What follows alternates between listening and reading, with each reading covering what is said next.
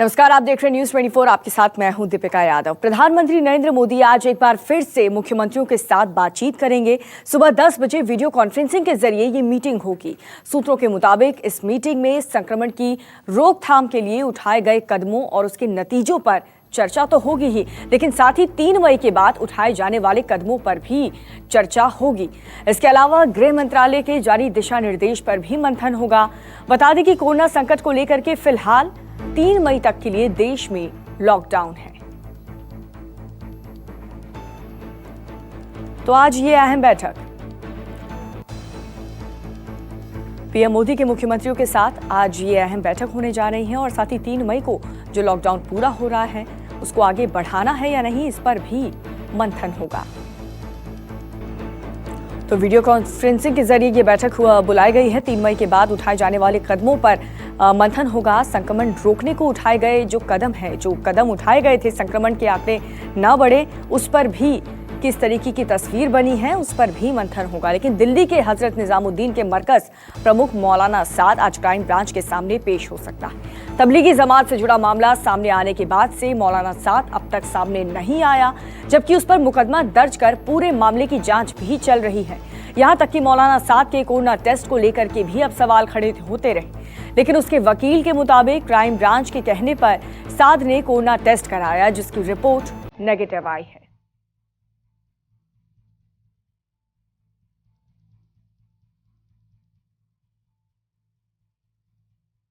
चलिए सीधा रुख करेंगे, मेरे सहयोगी राहुल प्रकाश जुड़ चुके हैं। राहुल, मौलाना साद जिसकी लंबे अरसे से तलाश थी, वो क्या आज क्राइम ब्रांच की टीम के सामने आ सकता है? देखिए, पूरी संभावना यही है कि मौलाना साद सामने आए, लेकिन अब तक जो पूरा घटनाक्रम देखा गया है तो उसमें कहीं ना कहीं मौलाना साद बचता रहा है और कहीं ना कहीं कई हथकंडे अपनाते रहा है, किसी तरीके से जांच से बच जाए, क्राइम ब्रांच के सामने आने से बच जाए। क्योंकि अब तक वो वकील के जरिए बात करता रहा है, जिस तरीके की बात कर रहा है कि उसने पूरा जांच में सहयोग करना है, वो सामने आएगा, खुद सामने जाएगा। लेकिन जिस तरीके से शुरुआत दौर में देखा कि एकाएक वो छुपा, खुद को आइसोलेशन में बताया, ऑडियो जारी करा, फिर दूसरा ऑडियो जारी करा और उसके बाद अब कोरोना टेस्ट भी कराया, जिसमें ये कहा कि वो नेगेटिव आया डॉक्टरों की सलाह के बाद। अब जिस तरीके से कोशिशें तमाम कर रहा था, लेकिन उसके बाद ये भी साफ था कि जब उसको ये पता लगा कि उसके ऊपर 304 की जो धारा है वो ऐड की गई है, तो कहीं ना कहीं वो इस बात को लेकर काफी परेशान था। तो उसने इसके बारे में जानकारी इकट्ठी करने की कोशिश करी, दिल्ली पुलिस से जब मेल के जरिए और अपने वकील के जरिए जानने की कोशिश की कि ये पूरी डिटेल इसको दी जाए। लेकिन अब तमाम वो चीजें लगभग माना जा रहा है कि कहीं ना कहीं फंसता नजर आ रहा है। तो यही वजह है कि उसने सहयोग की बात करी है, कोरोना टेस्ट का नेगेटिव रिपोर्ट बताया और अब संभावना यही है कि वो दिल्ली पुलिस के समक्ष पेश हो, क्योंकि दिल्ली पुलिस लगातार उसको गिरफ्तार करने की कोशिश कर रही थी। सवालों की एक लंबी लिस्ट तैयार की गई है उसे जानने के लिए, क्योंकि जो कनेक्शंस हैं वो पूरी तरीके से जांचे जाएंगे। क्योंकि जो जमातियों की एक भीड़ थी, जिस तरीके से पूरे देश में कोरोना वायरस जिस तरीके से पॉजिटिव पाए गए, कहीं ना कहीं एक हिस्सा जो था वो जमातियों का था। तो कहीं ना कहीं उस तमाम से जुड़े और मरकज से जुड़े सवाल उससे पूछे जाने हैं। तो फिलहाल इंतजार यही है कि वो सामने आए और तमाम सवालों के जवाब दें। जी ठीक है राहुल, आप नजर बनाए रखें, जानकारी हम आपसे लेते रहेंगे। फिलहाल आपका बहुत शुक्रिया इस जानकारी के लिए। तो दिल्ली में कोरोना संक्रमण के मामलों का बढ़ना जारी है। 24 घंटे के अंदर यहां पर 293 नए मामले सामने आ चुके हैं। उसके साथ संक्रमितों का जो आंकड़ा है वो बढ़ करके 2918 पर पहुंच गया। यहां पर अब तक 54 लोगों की जान भी जा चुकी है। लेकिन राहत की बात यह है कि पिछले 24 घंटे में यहां कोरोना से कोई भी मौत नहीं हुई और 8 लोग ठीक होकर के घर भी गए। हालांकि 2 नए कंटेनमेंट जोन के साथ इसकी संख्या बढ़ करके 97 हो गई है। कोटला मुबारकपुर को आपको बता दें, जो चौपाल, चौकम और आदर्श नगर का मजलिस पार्क दिल्ली का नया हॉटस्पॉट बन गया है। कोरोना को लेकर के यूपी से इस वक्त की बड़ी खबर आपको बता दें, बदायूं में कोरोना के 2 और पॉजिटिव केस सामने आए हैं। सहसवान कोतवाली इलाके के भवानीपुर खल्ली गांव में एक महिला के अलावा 12 साल का एक लड़का भी कोरोना पॉजिटिव पाया गया। बताया गया कि दोनों जमाती के संपर्क में आए थे। बदायूं में अब कोरोना संक्रमितों की जो संख्या है वो बढ़ करके 16 हो गई है, जिनमें से 2 ठीक हो चुके हैं। पूरे यूपी में अब तक कोरोना के 1843 मामले सामने आ चुके हैं, जबकि 2 और मौतों के साथ राज्य में मृतकों की संख्या बढ़ करके 29 हो गई है।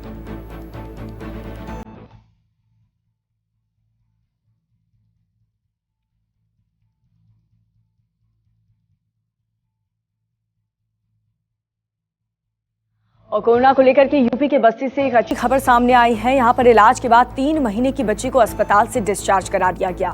महज 3 महीने की इस मासूम को भी कोरोना ने अपनी चपेट में ले लिया था, लेकिन राहत की बात यह है कि बच्ची अब ठीक हो चुकी है और अपने घर लौट चुकी है।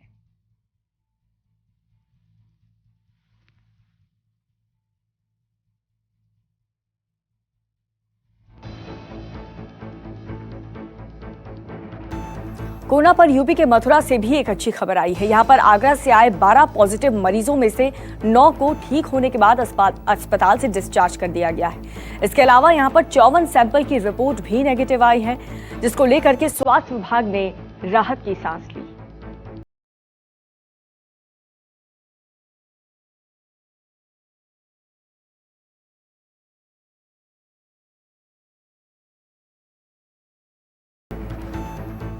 तो सिर्फ बस्ती ही नहीं बल्कि उत्तर प्रदेश के आगरा से भी ये राहत देने वाली खबर, जहां पर कई लोग ठीक होकर के अपने घर लौट चुके हैं।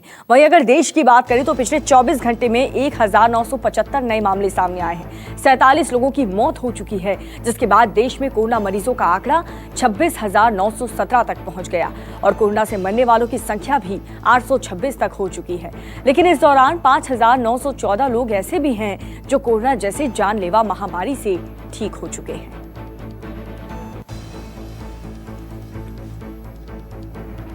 और महाराष्ट्र देश का एक ऐसा राज्य जहां पर सबसे ज्यादा कोरोना के मरीज हैं। पिछले 24 घंटे में राज्य में कोरोना के 440 नए मामले सामने आए और 19 लोगों की मौत हो चुकी है, जिसके बाद कोरोना मरीजों की संख्या 8,068 तक पहुंच गई। वहीं 342 लोगों की अब तक मौत हो चुकी है। अगर सिर्फ मुंबई की बात करें तो यहां पर कोरोना के मरीजों की संख्या 5,407 तक पहुंच गई और 204 लोग मर चुके हैं। चलिए सीधा रुक करेंगे, मेरे सहयोगी इंद्रजीत जुड़ चुके हैं। इंद्रजीत, फिलहाल क्या स्थिति है वहां पर?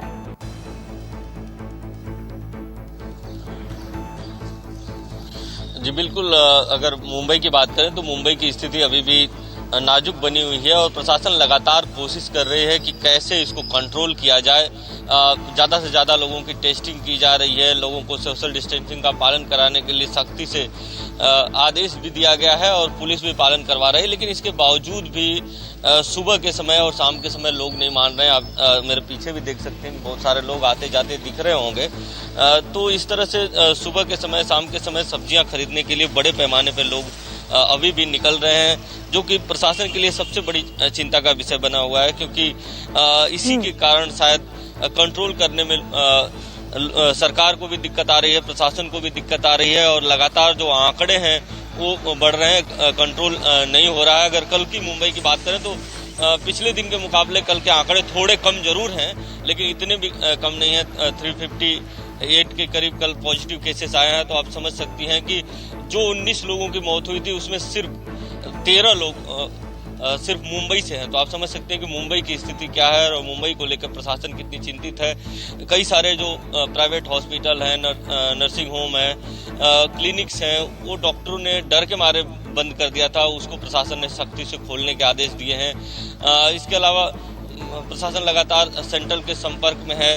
अब इस बात पे भी विचार चल रहा है कि किस तरह से यहाँ पर जो 3.5 लाख मजदूर फंसे हुए हैं, प्रवासी मजदूर दूसरे राज्यों के, उनको कैसे बाहर निकाला जाए, ताकि जो पॉपुलेशन है उसको किस तरह से स्लम इलाके के पॉपुलेशन को कंट्रोल किया जाए, क्योंकि जितने भी केसेस आ रहे हैं उसमें से स्लम एरिया से ही आ रहे हैं। इंद्रजीत, सही कह रहे हैं आप। ऐसे में एक ठोस रणनीति बनाने की जरूरत है यहाँ पर प्रशासन को, क्योंकि पुरानी रणनीति हम देख रहे हैं कि ज्यादा असर नहीं कर रही है। इंद्रजीत, आप बने रहिए।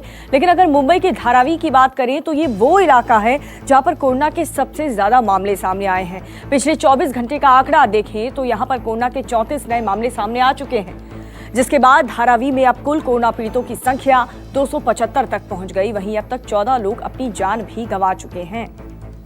तो इंद्रजीत लगातार हमारे साथ बने हुए हैं। इंद्रजीत, जैसा कि हम बात कर रहे थे कि जो स्लम एरिया है, स्पेशली धारावी की हम बात करें, जो सबसे ज्यादा कंजस्टेड एरिया, एक के साथ एक घर जुड़े हुए हैं। हम देखते हैं कि पतली पतली गलियां हैं धारावी में और वहां पर खतरा सबसे ज्यादा है।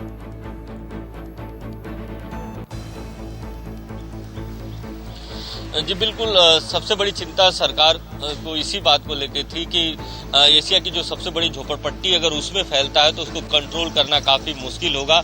इसीलिए सरकार का पूरा फोकस भी धारावी को लेकर है, लेकिन धारावी को लेकर काफी दिक्कत, सबसे बड़ी दिक्कत यह है कि उसकी आबादी काफी सघन है और मजदूर वर्ग के लोग रहते हैं। छोटी छोटी इकाइयां, लघु उद्योग हैं वहां पे, जैसे एक एक घरों में 4-4, 5-5 लोग कारखाने चलाते हैं, 8-8, 10-10 लोग चलाते हैं और वो उसी कारखानों में रहते हैं, वहीं पे काम करते हैं, वहीं पे रहते हैं। और ऐसे समय में जब लॉकडाउन हुआ तो उन लोगों को वहां से निकाला नहीं जा सका।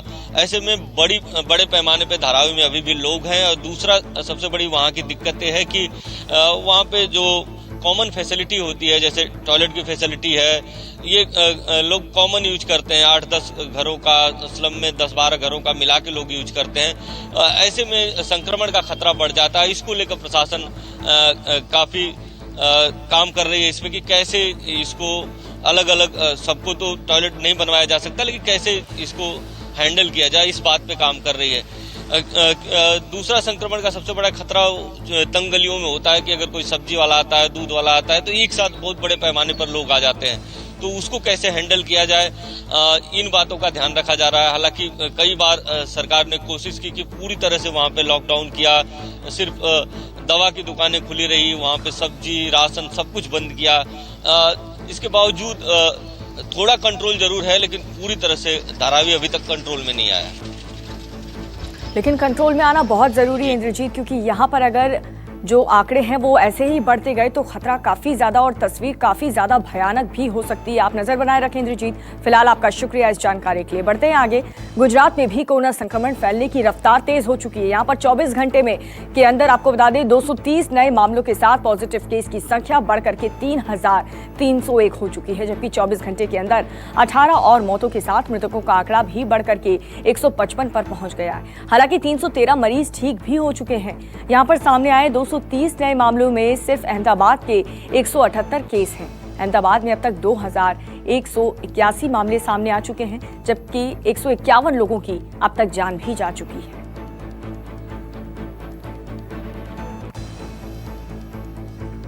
और मध्य प्रदेश की बात करें तो मध्य प्रदेश में कोरोना संक्रमण के अब तक 2,090 मामले सामने आ चुके हैं। राज्य में अभी तक कोरोना संक्रमण से 103 लोगों की जान जा चुकी है।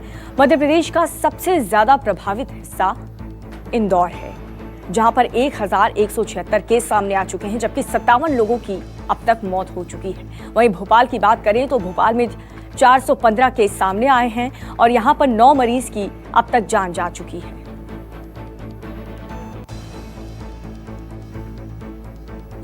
और इस वक्त की बड़ी खबर पटना से मिल रही है, जहां पर एक सब्जी वाला कोरोना पॉजिटिव निकला है। जी हां, बेली रोड किनारे खाजपुरा में बेचता था ये सब्जी, जहां पर वो पॉजिटिव पाया गया। बिहार के 22 जिले कोरोना की चपेट में हैं। 24 घंटे में 6 जिलों में संक्रमित मरीज मिले हैं।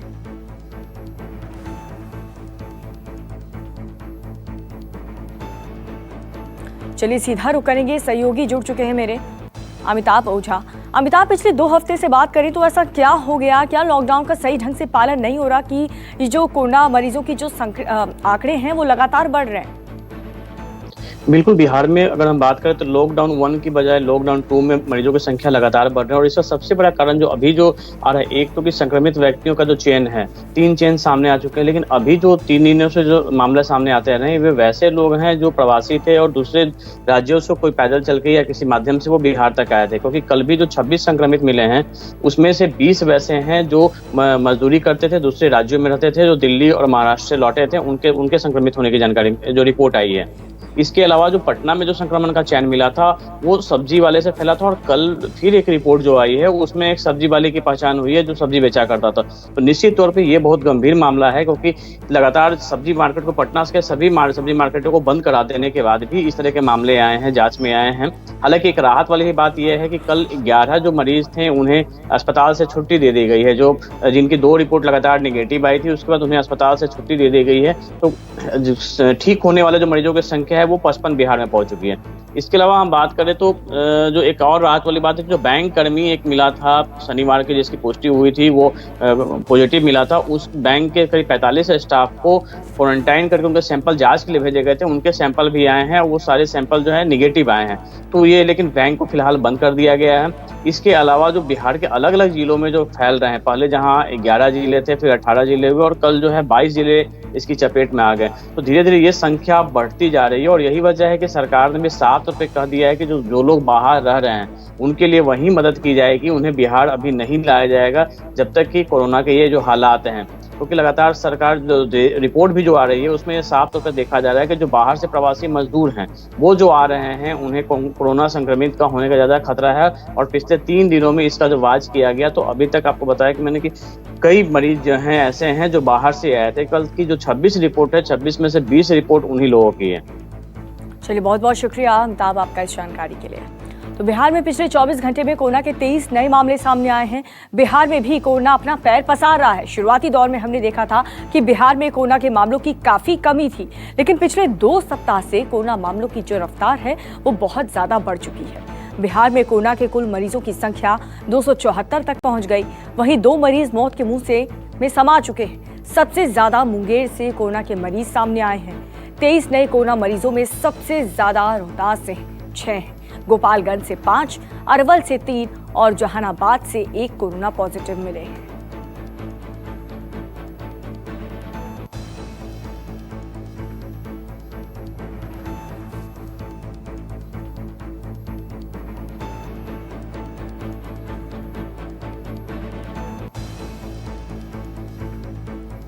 और राजस्थान में कोरोना मरीजों की संख्या 2000 पार कर चुकी है। पिछले 24 घंटे में कोरोना के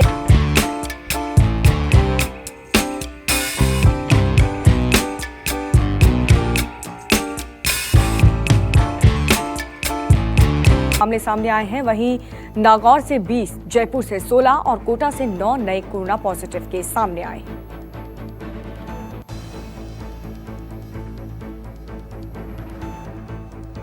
तो पिछले 24 घंटे में ये आंकड़े लगातार बढ़ते जा रहे हैं। कोरोना मरीजों की संख्या तेजी से बढ़ रही है। राजस्थान में जोधपुर की बात करें तो 38 नए कोरोना पॉजिटिव मामले सामने आए हैं।